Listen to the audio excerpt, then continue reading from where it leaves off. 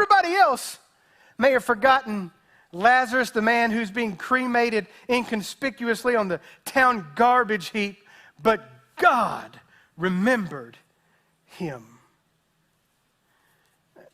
If you come to any of the funerals that I preside over, I typically read this verse. Psalm 116:15.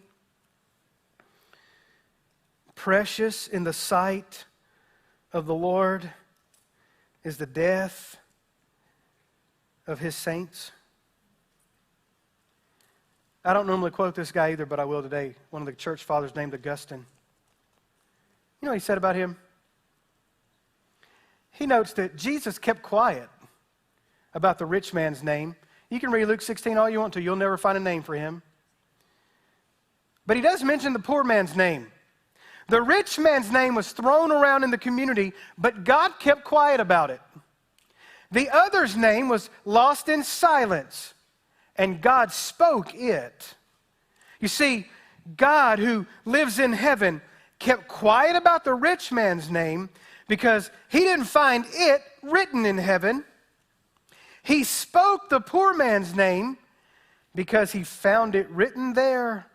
Indeed, he gave instructions for it to be written there. End quote. My brothers and my sisters, since Lazarus' name was written in heaven, the angels came for him when he died.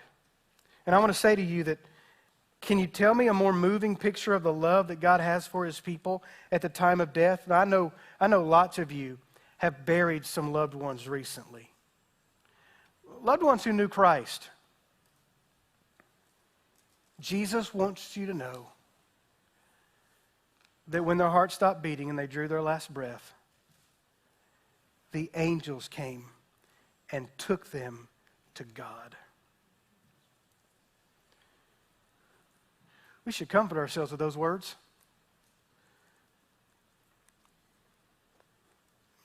By nature, we're afraid of death and we fear the unknowns of eternity. But God in his kindness and God in his compassion will send the fairest creatures in heaven to receive us. Now, I gotta clear something up here. We don't become angels when we die. So could you stop saying that? Or if you put it on social media, will you stop telling people you're from our church? Your loved ones that know the Lord, they're not watching over you. You want to know why? God doesn't need any help doing that. Why would they look at you when they put their eyes on the Lamb? How are you going to turn your head away from him? And I don't mean that to be cruel or anything. And look, they hadn't forgotten you. They're just not doing God's job for him. You need to have a biblical understanding of what happens to believers when they die. The angels come get them.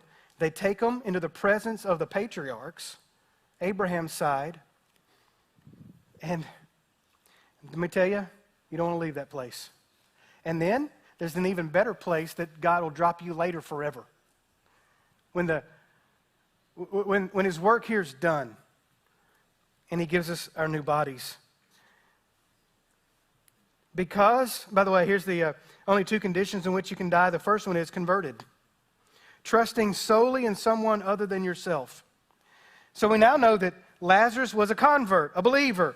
Because he trusted in God through nearly intolerable suffering, Lazarus was carried by angels to a place called Abraham's bosom, Abraham's side. Remember, Romans 4:11 calls Abraham the father of all those who believe. It makes sense for believers to be with Abraham when they die, since he's the father of all the faithful, connecting the dots from the parable. Therefore, if Lazarus is at Abraham's side, it's because Lazarus was a believer. Listen to me.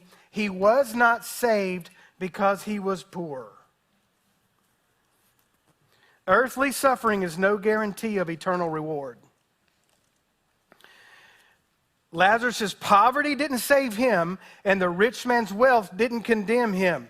If that were true, Jesus wouldn't have said there was a certain rich man and a certain poor man. He would have said, look, all the poor go to heaven, all the rich go to hell. A certain one out of each of them is Jesus' point. Lazarus was saved by his trust in God.